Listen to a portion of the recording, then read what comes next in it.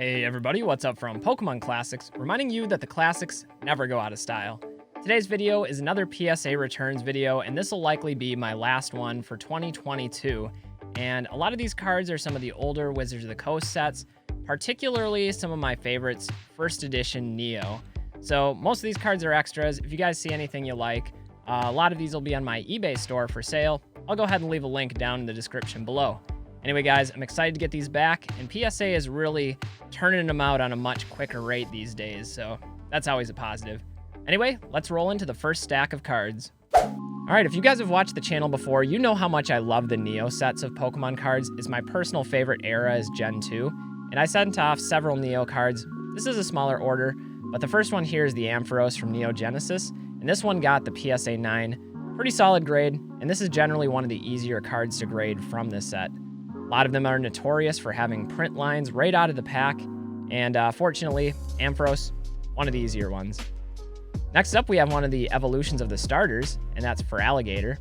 Each of the starters actually has two different holographics in Neo Genesis, and I know they're a favorite of a lot of people out there.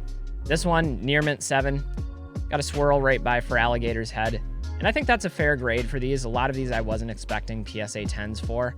They were kind of on the borderline between the near mint and mint condition, and depending on the grader, sometimes that can go in the 8 range, the 9 range, or even as low as a 7. A lot of these I do feel like were graded a little bit harder than usual from PSA, but that happens sometimes, and that's totally all right. Here we have the Heracross, very difficult card to grade in a 10. In fact, this is one of the lower population cards out there, but I really like how there's the pincer in the foreground. Pretty cool card. It's not like one of the most desirable ones, with the exception of the low population difficulty, the scarcity of it in PSA 10. Another one that's really hard to grade in a 10 is Meganium number 10, and there are two Meganiums. This is the harder one to grade. It's also the less photogenic one, if you ask me. The other one is happy and smiling. This one looks kind of annoyed and disgruntled. Still a pretty cool card, though. Another Near Mint to Mint 8. That is overall the theme of this submission. I did get a couple really good hits, but for the most part, a lot of 8s in this submission. Speaking of Meganium, the next one is another 8, and this is what I'm talking about. This Meganium looks much more pleased and joyful in life, whereas the other one, not too happy. Another Near Mint to Mint 8. As you can see, the backs of these were really clean, and I'm guessing there's some light hollow print lines on these that are sometimes taken into consideration more harshly depending on the grader. Still though, I think that's totally fair. If you're buying a mint card, there might be some factory print lines. There might not be. Oftentimes that's a distinguishment between PSA 9 and PSA 10s. It's how they look right out of the pack, from the condition, the cut, and the production quality. That's what I'm trying to say. We got Pichu. This one has the swirl up by the ear. I know a lot of people love Pichu out there. I really like this artwork. I like the background hollow, how it bleeds the contrasting colors with the red on the one side and the blue on the other. I think that makes for really cool artwork. This one got the Near Mint 7. Still a really solid grade, and that's actually what I was expecting for this one. It is a more desirable card amongst the set, and so I'm more inclined to send out some cards that I think are in that Near Mint range if they have some popularity to them. Next, we have Skarmory.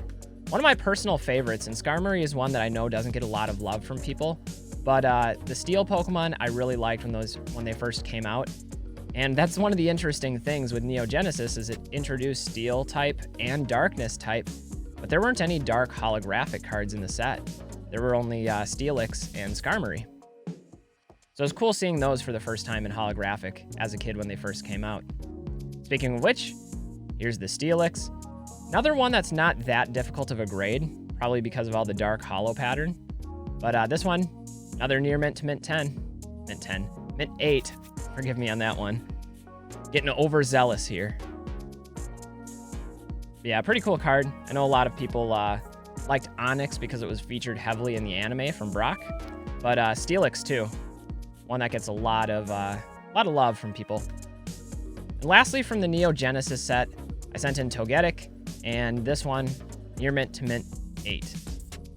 Still, really cool hollow. You got like the different orbs in the background that glow. And I think that glow accentuates the Pokemon artwork really well. It's always nice when cards can do that, when they can combine the background and the foreground to make something cool. Well, stack number 1 is in the books, but coming up next are some of the later Neo sets, including Neo Discovery, Neo Revelation, and Neo Destiny, which is my personal favorite. You guys will have to let me know down in the comments below which particular Neo set from Generation 2 is your favorite. Diving back into our returns, we go into Neo Discovery, and I didn't send much from Neo Discovery, but I did have Houndoom. Houndoom is a really cool Pokemon, and this one, Near Mint to Mint 8, once again. This one also has a swirl right in between Houndoom's legs there at the bottom. And as is the theme, really clean backsides, but again, when you have those like factory print lines, it's gonna affect the overall grade of the card, and I'm not upset with that. I think that's totally reasonable. Here's one that did get the 9, the Delibird from Neo Revelation. Now, Neo Revelation is probably the most difficult set to grade in PSA 10. There's a number of cards there that are extremely low population. Delibird is one of the easier ones. Delibird is a Pokemon that I've always liked. He's like the Christmas Santa Claus of Pokemon, delivering all the presents. In fact, that's even the attack name. It's presents. And it's that time of the year. Next up, we have Magneton. This one is really hard to grade in a PSA 10. And Wizards of the Coast really liked Magneton. Magneton had so many appearances in different sets in the early days. And this was the first appearance as a Steel type. So again, another Near Mint to Mint 8. Those dots are actually up in the case. They're not on the card. Kind of weird. I know PSA has had some quality control issues with their cases in the past. Next, we have Porygon 2, another colorless type to go along with the Delibird. I've always liked Porygon more than Porygon 2. I think like the angular body of Porygon just reminds me of polygons more and more of like computer animation, especially in the early days when Pokemon was taking shape. You know, we're talking like Nintendo 64 era. Here's a non-holo, and this one did get the 10, but this is the Suicune from Neo Revelation, the non-holo version. Each of the legendary dogs was featured as a holo, as well as a non-holo, and obviously, the non-holographic ones are cheaper and much easier to grade, but still a really good hit on a non-holo card. It's a really cool Pokemon. I know a lot of people like the legendaries. Next, we're getting into my favorite set of all time, and that's Neo Destiny. Now, Dark Espeon, one of the best artworks from the set, hands down. You have to also look to like maybe Light Arcanine as another fan favorite, perhaps the Dark Gengar. This one got the Near Mint to Mint 8. Pretty great grade for these. I know the Neo Destiny cards are very popular out there. This set was not printed nearly as much as some of the other sets in the Wizards of the Coast era. This is a big one, Dark Gengar. A lot of people love Gengar. More of a like watercolor type of artwork on this one. This one got the Mint 9. Really happy with that grade. I feel like anytime you can get a 9, that's what you should be aspiring for, and then the 10s are just like the icing on the cake when you can land those. Love that one. We talked about Porygon 2 a little bit earlier. This one, though, I do like more than the Neo Revelation version. Dark Porygon 2 has like the rainbow holographic in the background, and again, that just makes it pop so much more. So this one's Mint 9, solid grade. Pretty nice card. Again, not one of the like most popular ones from the set, but a beautiful card nonetheless. This one is one of the more popular ones, but everybody likes Tyranitar, and here we have Dark Tyranitar, which is actually the second iteration of Tyranitar in the Wizards of the Coast releases. The first one came in Neo Discovery, and that one was a Darkness type. They made Dark Tyranitar into a fighting type. Either way, though, two of my favorite cards. There's actually a Shining Tyranitar as well in Neo Destiny, and that one's probably the best one of all of them. Talking about some of the best artworks out there, we can't leave out Light Dragonite. Light Dragonite is an amazing card. Got all the swirling like clouds in the background. Once again, great balance of foreground and background artwork. This one's a PSA 8. Pretty solid grade for that one. And then lastly, probably the most difficult card to grade in a 10 in Neo Destiny is the Light Togetic. Tons of holofoil space. It's really light in color. Very susceptible to print lines. This one, though, Near Mint to Mint 8. Not quite what I was hoping for on that one, but still a beautiful card in its own right. Again, really clean backsides on these. Before we get to the last stack of cards for my PSA submission, I just want to let you guys know many of these cards are extras and will be for sale on my eBay store, so I'll go ahead and leave a link down in the description below. Here we go for the final stack of cards from the PSA submission. Now this one is a little bit rough shape, and I knew that going into this. Excellent 5. This is the Japanese Charizard card from 1996.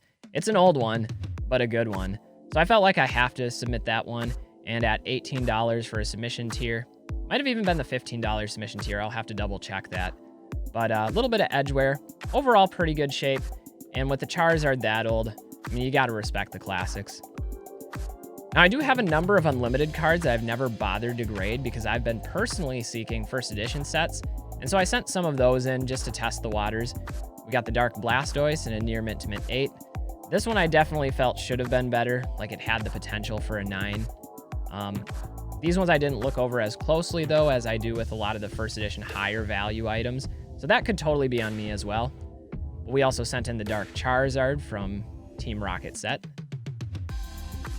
Of all the Charizards that have come through the Wizards of the Coast era, this one I feel like gets ignored and slept on the most, but Dark Charizard definitely has an important place in the history of the card game. Then we also have Dark Dragonite. This is a card I used, not this particular copy, but a card that I used a lot in deck building when I was still running and working in the league. I love the Pokemon power, especially of Dark Dragonair, evolutionary set before it, and how you could summon different basic Pokemon and evolutionary cards, and help with the strategy of getting your big guns up and running. It's another 8 there. Then we've got another Charizard. This time it's the Unlimited Blaine's Charizard. PSA 8 on that one. There is a corrected version as well as an error version. And I think the corrected version is actually a bit rarer. I might be mistaken about that, but I'm pretty sure that's the case. This is the error version. It's got the fighting energy in it instead of the fire energy. Near Mint to Mint 8. Next one that I'm really excited about because it's my favorite artwork all time is Umbreon. This is the Umbreon from Neo Discovery, and you've got the moon in the background, you've got Umbreon in the foreground. Just a beautiful Pokemon. And I know a lot of people right now are like ogling the Moonbreon card, but this is the original Moonbreon. I do really like the Moonbreon too. I feel like together those pay homage to each other, and still love this one though. And a Mint 9 is an excellent grade for a card like that. Next we have one from Neo Revelation, and this is Celebi. Now Celebi is like the Mew equivalent of Generation 2. I've always been more of a fan of Mew personally, but another Mint 9 here. Solid card, solid grade. Continuing on the 9 train, we've got Dark Crobat. This is another one that I really like. Dark Crobat is not one of the most desirable cards from Neo Destiny, but you've got the moon in the background, Crobat's flying out over the water. This is one of my favorite artworks, if I'm being honest. Also, another really fun Pokemon to play in decks. I know I had a bench destruction deck utilizing Dark Crobat and Dark Golbats. It was a lot of fun to play. And then lastly, we saw Light Dragonite in first edition form, but here's one in unlimited form. This one got the Mint 9. That was more of the commonality, as the unlimited cards that I sent in did a bit better than the first edition ones. Overall, not the strongest return, but it's always a blessing when you can be able to send in your cards and get them back at a reasonable time, then have something to appreciate. Anyway, guys, that's going to wrap it up for this PSA Returns video, and I'm excited to get many of these cards back. And even more so, I'm excited to see PSA finally returning back to the level of quality and customer service that we could expect prior to the pandemic. Prices are going down, turnaround times are decreasing as well, and to me, that's a good thing. Anyway, guys, I'm Pokemon Classics, reminding you that the classics never go out of style. We'll see y'all with the next video, and until then, remember to stay well, enjoy collecting, and don't forget to have fun. That's ultimately why we're all doing this. Anyway, we'll see you with the next video. Bye, everybody.